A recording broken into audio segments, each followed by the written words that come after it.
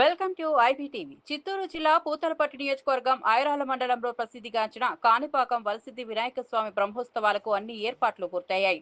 ఆలయ ఈవో పెంచల కిషోర్ వివరాల ప్రకారం ఆగస్టు 27వ తేదీ ఉదయం 9 గంటలకు దేవాదాయ శాఖ మంత్రి ఆనం రామనారాయణ రెడ్డి ముఖ్యమంత్రి ఆదేశాల మేరకు పట్టు వస్త్రాలు సమర్పించనున్నారు. స్థానిక ఎమ్మెల్యే మురళీమోహన్ కూడా ఈ కార్యక్రమానికి హాజరు కానున్నారు. అన్నదాన క్యాంటీన్లో ఒకేసారి 450 మంది భక్తులకు భోజన ఏర్పాట్లు చేయనున్నారు. వినాయక చవితి రోజు 70 నుంచి 80 వేల మంది భక్తులు హాజరు కానున్నట్లు అంచనా. జిల్లా అధికారులు భక్తులకు ఎటువంటి ఇబ్బంది కలగకుండా చర్యలు తీసుకుంటున్నారు. అప్రమత్తంగా వైద్య సదుపాయాలు, భద్రతా ఏర్పాట్లు కూడా కల్పిస్తున్నారు. భక్తుల సౌకర్యార్థం తిరుపతి, చిత్తూరు, పలమనేరు డిపోల నుంచి ప్రత్యేక బస్సులు నడపనున్నారు. ఆలయ ఆవరణలలో సాంస్కృతిక కార్యక్రమాలు కూడా నిర్వహించనున్నట్లు ఈవో తెలిపారు.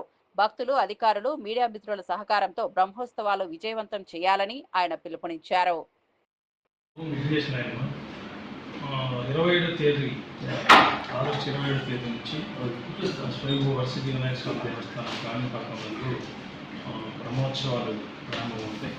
సో మన బ్రహ్మోత్సవాలకి గౌరవ ముఖ్యమంత్రి గారి ఆదేశాల మేరకు మన దేవాదాయ శాఖ మంత్రి ఆరం నారాయణ రెడ్డి గారు పట్టు వస్త్రాలు సమర్పించడానికి 20వ తేదీ మార్నింగ్ ఉదయం 9 గంటలకల్లా అక్కడికి వచ్చేయనున్నారు. సో మన గౌరవ మంత్రివర్యులతో పాటు స్థానిక ఎమ్మెల్యే, అదేవిధంగా ముఖ్య అతిథులందరూ కూడా, ప్రజాప్రతినిధులందరూ కూడా ఈ కార్యక్రమంలో పాల్గొంటారు.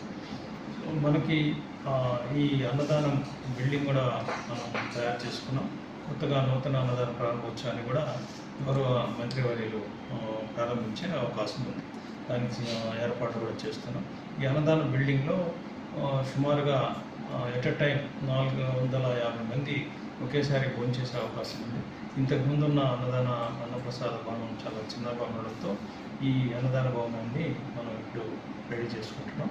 అదేవిధంగా ఆ రోజు వినాయక చవితి రోజు ఎక్కువ మంది భక్తులు, సుమారుగా 70,000 నుంచి 80,000 మంది వరకు ఇతర రాష్ట్రాల నుంచి కూడా మనకు వచ్చే అవకాశం ఉంది. కాబట్టి వారికి శీఘ్రంగా దర్శనం చేసే విధంగా అన్ని క్యూ లైన్లు పటిష్టంగా ఏర్పాటు చేస్తున్నాం.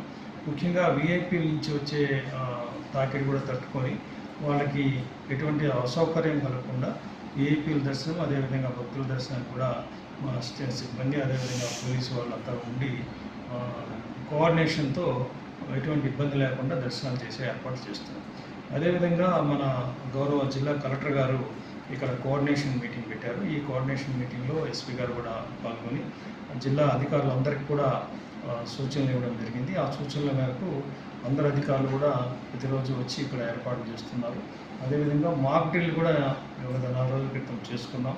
ఎటువంటి అనుమానాస్పద పరిస్థితుల్లో కానివ్వండి, లేకపోతే ఫైర్ యాక్సిడెంట్లు కానివ్వండి, ఎవరైనా భక్తుడు అకస్మాత్తుగా అనారోగ్యానికి గురైతే వారిని ఎవాక్యుయేట్ చేయడానికి, వీటన్నిటికి కూడా ప్రాక్టికల్గా కూడా ఒకసారి మనం ఇక్కడ పరిశీలించాం.